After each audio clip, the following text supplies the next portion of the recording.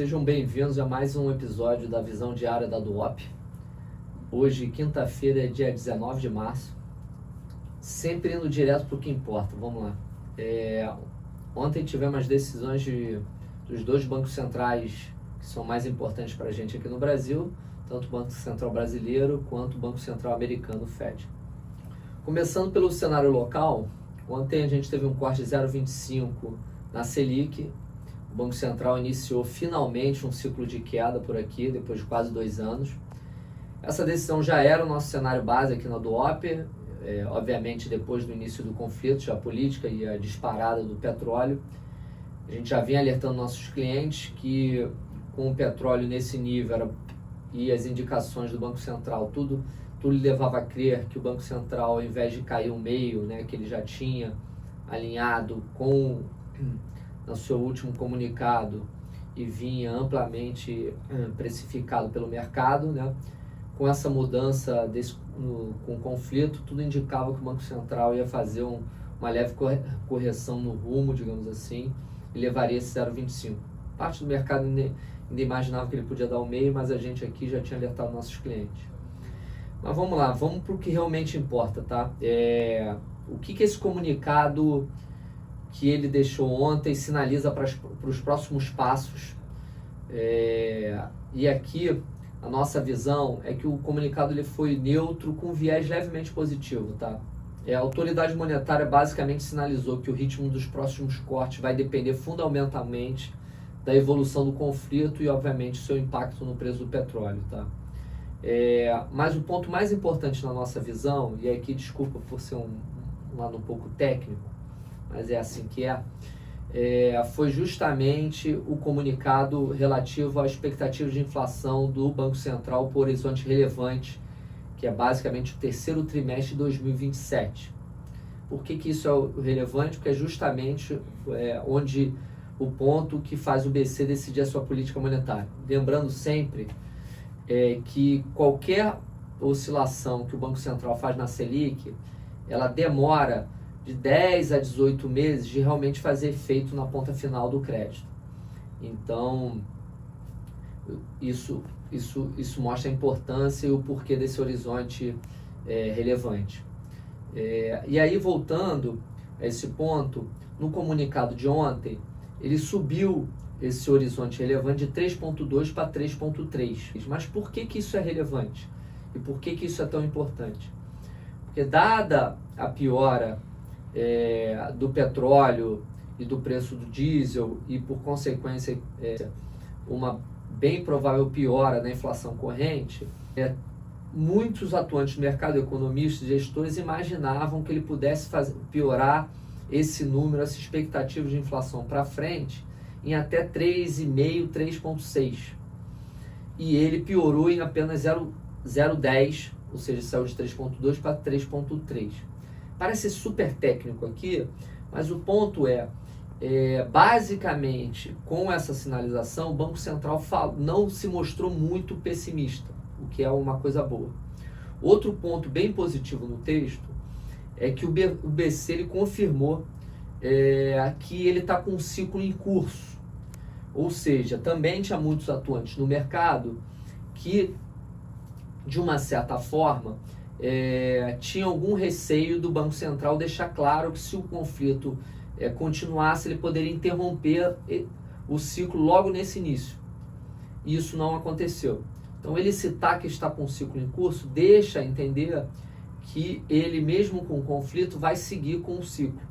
Tá? Então, a gente também julgou isso positivo. Um outro ponto importante para mim é que ele deixou meio claro que talvez uma mudança estrutural no ciclo, ou seja, o que faria ele parar o ciclo, está mais ligado ao câmbio do que ao preço do petróleo. E o câmbio vem vindo bem comportado, digamos assim.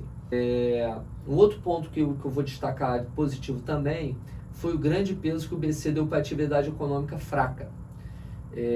Um peso maior, inclusive, que o último comunicado. Tá?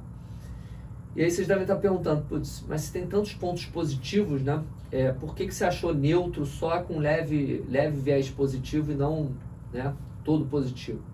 E aí vem um ponto central aqui que o comunicado deixa claro, que todo mundo já imaginava, que o conflito e o preço do petróleo vão de fato influenciar as próximas decisões.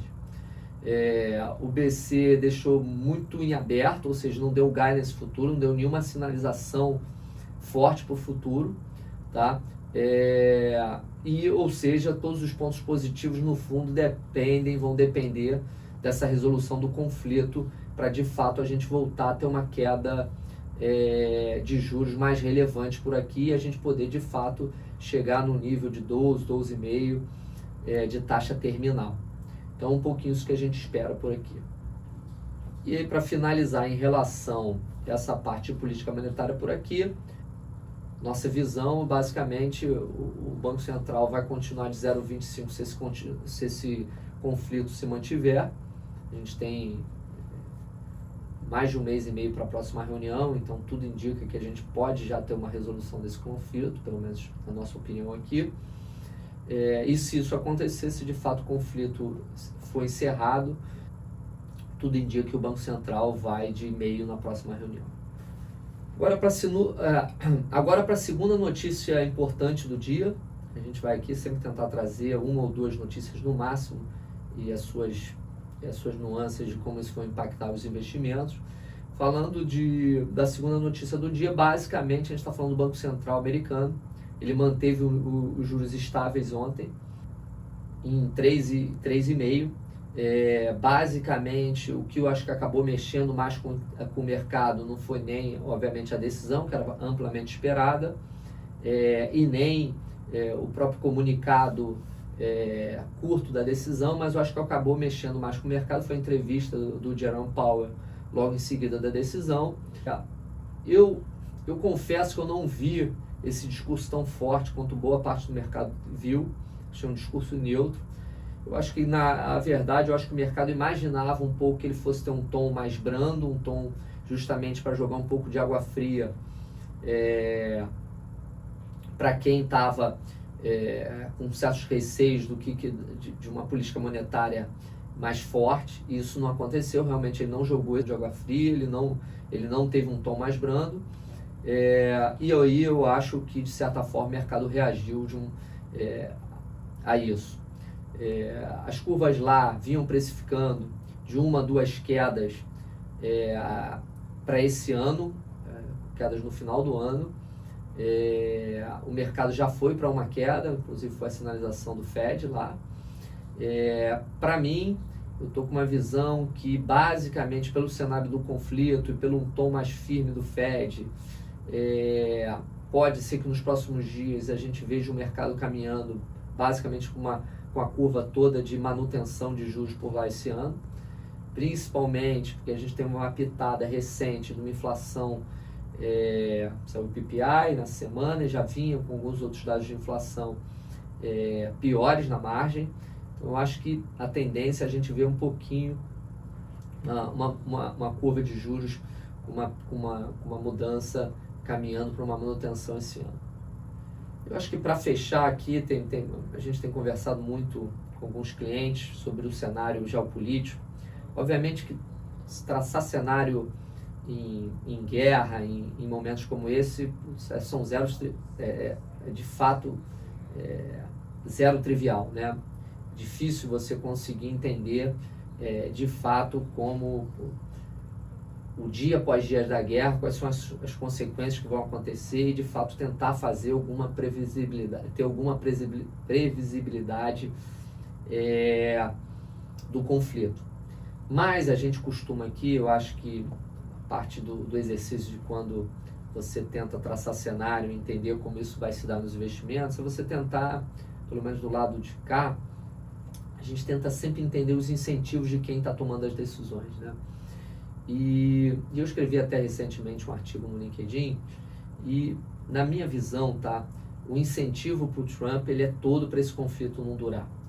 Então, eu escrevi, inclusive, nesse artigo, porque eu não via até agora nenhum fato que realmente mudasse isso, tá? E por que eu digo isso? Porque, basicamente, a gente tem eleição de meio de mandato nos Estados Unidos, nesse final de ano.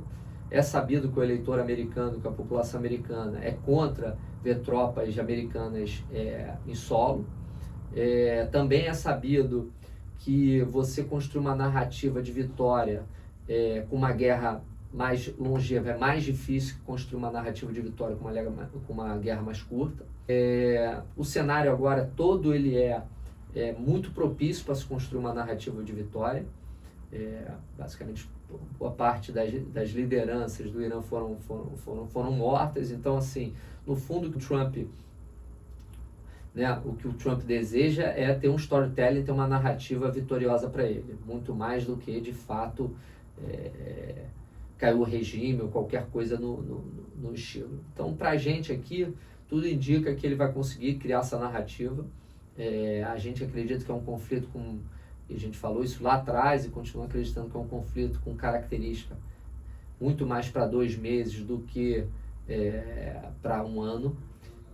Mas, dito tudo isso, a gente olhando e botando na mesa esses incentivos de quem realmente está tomando a decisão, com um disclaimer que, o Trump não é uma figura tão previsível quanto outros líderes que passaram, comandando a economia e os Estados Unidos. Então é isso, fechando aqui por hoje. Amanhã a gente está de volta. Um grande abraço para todos os nossos clientes.